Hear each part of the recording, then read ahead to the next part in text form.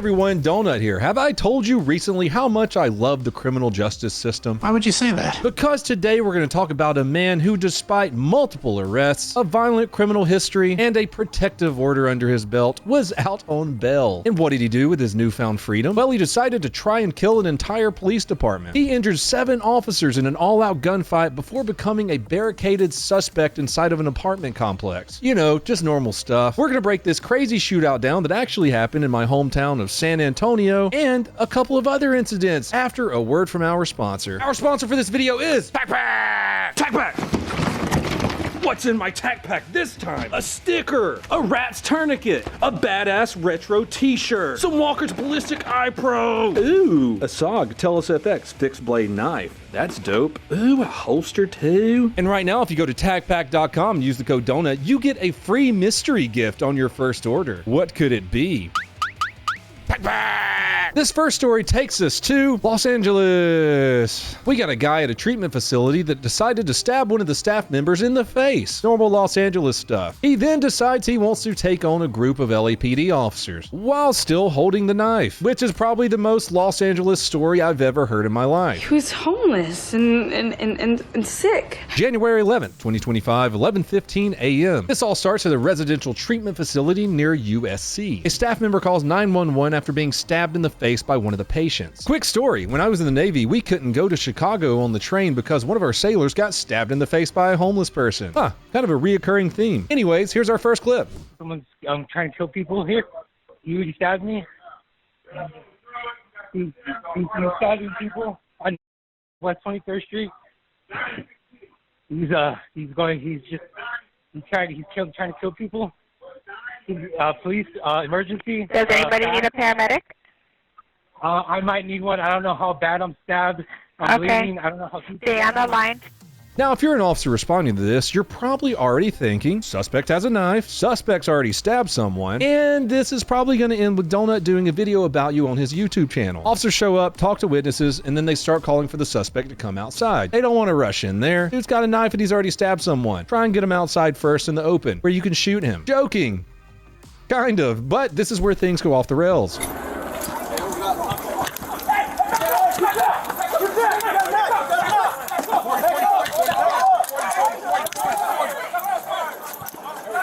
Hurry up. Drop it. Drop it. Hey. What? And almost right after officers arrive on scene, the suspect comes out with a knife. He immediately chases an officer with a knife and immediately gets flattened.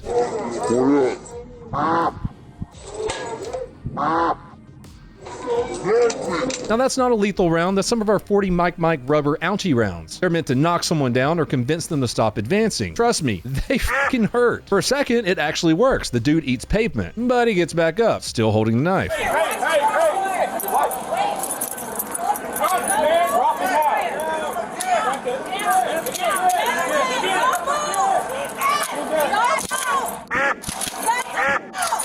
Drop it now. And he just keeps coming. Dude has eaten a buffet of beanbag rounds to the gut and he just keeps advancing. But he pops back up like Jason Voorhees if he just snorted a bag of Peruvian snow.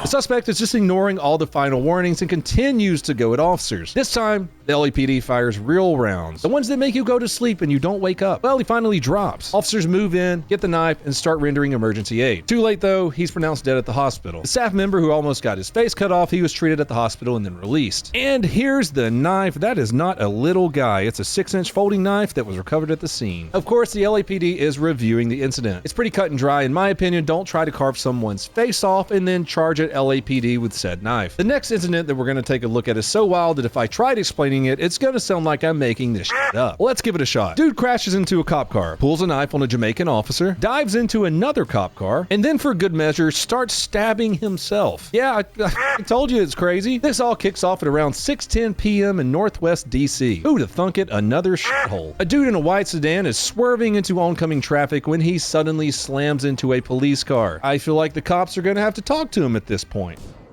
We're going to transport you What's your problem? I'm in my lane. Look at that. Crashing into a police car is already a terrible life decision. But what does he do next? He bails out of his car and immediately pulls out a knife like it's London. After he hit the police cruiser, he ran up to the officer's window, tried to reach in, and demanded the officer's service weapon. Hey, hey. Hey, hey. You gun, man. Get back. You know gun, man.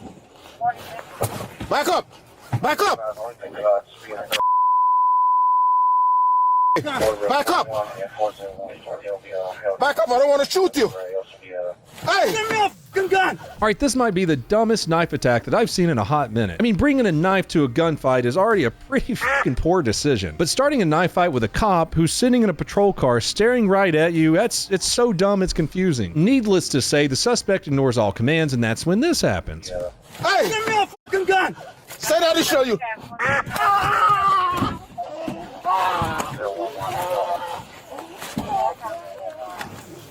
By the way, if you want to see all of this uncensored, go to pepperbox.tv. Back to the story. So this guy's been shot, but instead of stopping, he picks up the knife and starts advancing towards the officer again. What has it been with this video in my past couple? There's just a bunch of fucking Terminators running around. But it's like the AI from the future didn't quite nail down the lethal part. It programmed the robots to smoke a bunch of crack and then try and stab a person with a gun.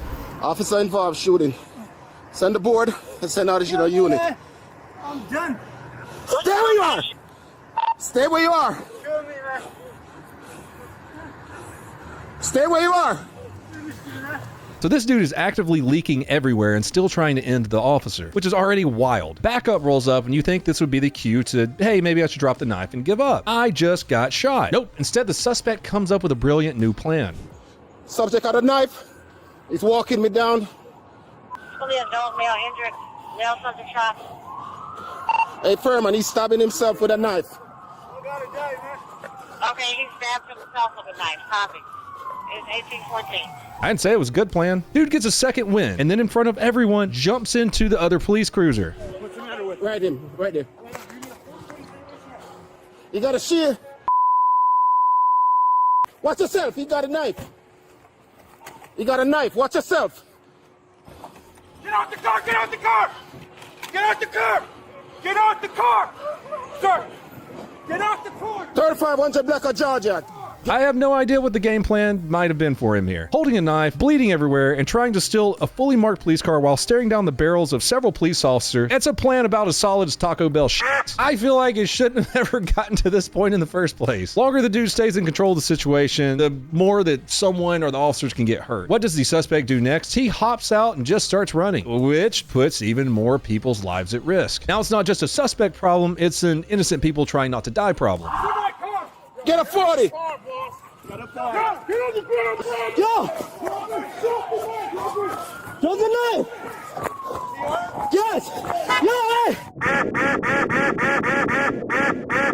hey! Poor innocent bystander getting shaked almost happens. He runs up to a woman's car that's trying to pull out of a laundromat parking lot, swings the door open, still gripping the knife, and tries to rip her out of the car. Thank God, at that point, the officers open fire on the suspect, who drops but doesn't get back up this time. This is why the suspect should have been put down a little bit sooner. That is definitely lethal force territory, not even counting the other Luckily, no officers or civilians were hurt during this rampage. And now for the final video. January 22nd, 2025, San Antonio, Texas, just before 8 p.m. San Antonio PD gets a brutal 911 call. First call comes from a guy who's saying he's going to shoot himself and any cops who try to stop him. We call that Harry. I'm over here at apartments at Stone Oak, right by the golf course. I'm fixing to shoot myself. They better be careful. I have high-powered rifles and everything. If they come at me, I'm coming at them. Not a minute later, his mother calls 911 and says he is outside, he is armed, and he is already firing shots. When do you need police or an ambulance? I need the police. Emergency, hurry. My son has my gun and he's outside. He's shooting. This wasn't just some dude having a bad night. He had a stack of violent arrests, domestic abuses, and had already violated a protective order a couple days before this went down. So yeah, this is not really a tax-paying, upstanding citizen. When police showed up, they knew that this wasn't going to be a simple welfare check. That building, is that the building your cluster is the one directly to your left. Should we stage? We need to get her out of here. No, directly ahead and to the left is the apartment on the bottom. I'll go with you. I'll go with you. Okay, copy. That's when this happens.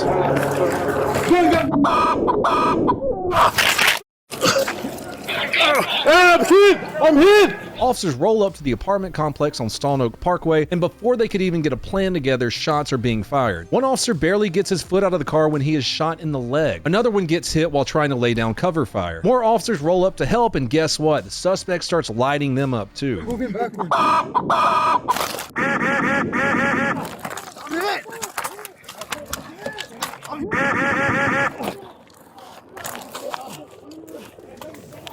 By the time it's over, 7 officers are either struck by gunfire or hit by shrapnel. This wasn't some random spray and pray. This guy was hunting cops, picking his shots, and trying to take them all out.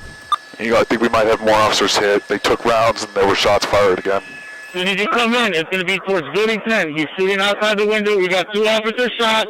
We need that armor in front of that window. And mind you, this dude, of course, was out on bail. We're talking about a guy who beat up 3 elderly people, dragged a woman by her hair, and crashed his car while blacked out. So yeah, maybe he shouldn't been out walking around free all willy-nilly. After the first shootout, he's still not done. He barricades himself inside of an apartment, gearing up for round 2. SWAT rolls in and sends out a drone to kind of get a feel for the situation, and he immediately shoots the drone down. They say, all right, fine, we'll send in the police robot. Well, he shoots that out too. At this point, SWAT is done playing around. They gas the apartment, breach the door, and engage one last time.